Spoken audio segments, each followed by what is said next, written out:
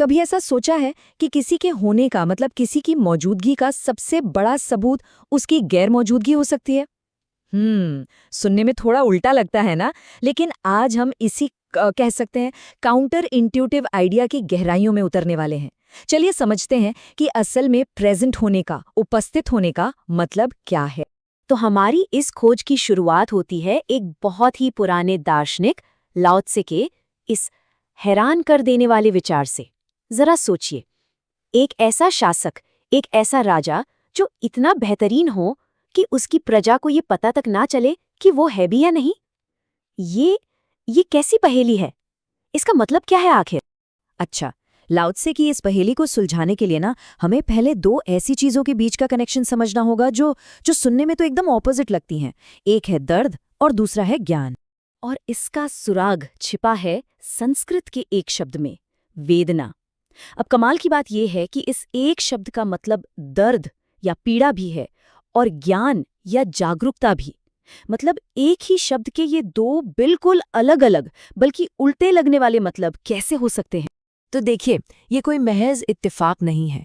असल में ये विचार ये कहता है कि हमें किसी भी चीज का एहसास, उसका ज्ञान ही तब होता है जब वो हमें किसी तरह की तकलीफ देती है या हमारे रास्ते में रुकावट बनती है। मतलब चीजों का पता हमें तभी चलता है जब वो हमें चुभती हैं। इसे ना हेल्थ के उदाहरण से समझिए। जब कोई इंसान बिल्कुल स्वस्थ होता है तो उसे अपने शरीर का एहसास ही नहीं होता, है ना? ऐसा लगता है जैसे शरीर है ही नहीं, मतलब वो विदेह है। लेकिन जैसे ही कोई बीमारी आती है, चाहे सिर में दर्द हो या पैर में चोट लगे, तो हमें दर्द के जरिए अपने शरीर के होने का ज्ञान होता है, एक तरह की अवेयरनेस आ जाती है। और पता है, ये जो आइडिया है ये सिर्फ हमारे शरीर तक ही सीमित नहीं है, ये हमारे सोशल इंटरैक्शंस में, हमारे रिश्तों में भी लागू होता है। कभी सोचा है कि किसी का ध्यान अपनी तरफ खींचना ये भी एक तरह की हिंसा हो सकती है?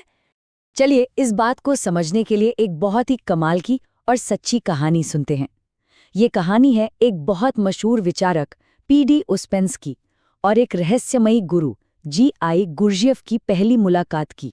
जरा कल्पना कीजिए, उस समय के एक जाने माने इंटरनेशनल लेवल के विद्वान उस्पेंस्की एक कमरे में आते हैं और वहां पहले से मौजूद गुरजिएफ और उनके 20 छात्र उनकी तरफ देखते तक नहीं।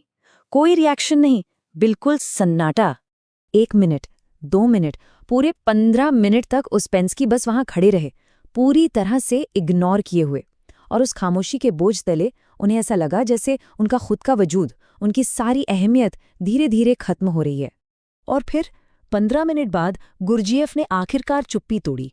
लेकिन उन्होंने कोई माफी नहीं मांगी या कोई सफाई नहीं दी, बल्कि उन्होंने उस्पेंस्की को एक ऐसा सबक सिखाया जो वो शायद जिंदगी भर नहीं भूल पाए होंगे। गुरजिएफ ने उस्पेंस्की की जो ये बेचैनी थी ना, कि कोई उन्हें नोटिस करे, कोई उन्हें एक्नॉलेज करे, उसे हिंसा का नाम दिया। उन्होंने कहा कि अपनी मौजूदगी को महसूस कराने की ये जो इच्छा है, ये एक तरह से अपने अहंकार को दूसरों पर थोपना है। तुम ये बर्दाश्त ही नहीं कर पाए कि तुम कमरे में ऐसे रहो जैसे तुम हो ही नहीं। ठीक है, तो अब इस आइडिया को, इस सिद्धांत को एक कदम और आगे लेकर चलते हैं और इसे उस सबसे बड़े सवाल पर लागू करते हैं जो इंसान शायद सदियों से पूछता आया है। सवाल ये है कि अगर ईश्वर है तो वो दिखाई क्यों नहीं देता? वो बस सबके सामने आकर ये साबित क्यों नहीं कर देता कि वो मौजूद है? ये एक बहुत ही कॉमन सवाल है, खासकर नास्तिकों की तरफ से। तो ये फिलॉसफी कहती है कि हम ना ईश्वर को इंसानी पैमाने से मापने की गलती कर रहे हैं। हमारी उम्मीद क्या है कि मौजूदगी का सबूत होता है दिखना, सुनाई देना, महसूस होना। लेकिन शायद डिवाइन नेचर यानी दिव्य स्वभाव बिल्कुल उल्टा हो। सच्ची उपस्थिति शायद महसूस न किए जाने से ही साबित होती है, बिल्कुल उस आदर्श शासक की तरह। मतलब इस दर्शन के हिसाब से परमात्मा के लिए उपस्थिति और अनुपस्थिति, प्रेजेंस और एब्सेंस एक ही सिक्के के दो पहलू हैं, या कह सकते हैं कि पर्यायवाची हैं। उनके होने का तरीका ही न होना है। मतलब जिस पल कोई दिव्य शक्ति अपनी मौजूदगी का ढिंडोरा पीटेगी, वो शायद दिव्य ही नहीं रहेगी।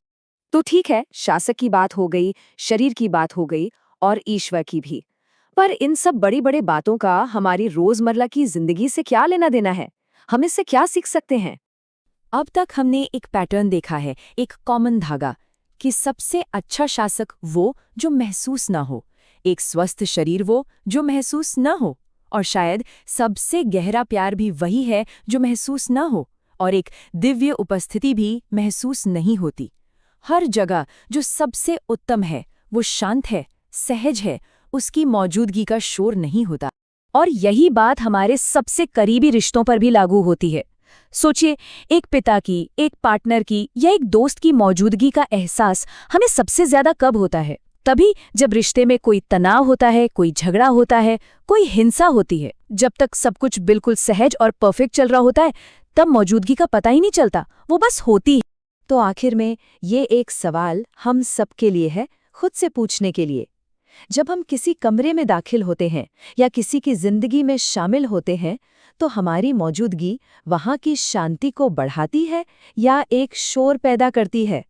क्या हमारी मौजूदगी सुकून देती है या अपनी तरफ ध्यान खींचने के लिए बेचैन रहती है?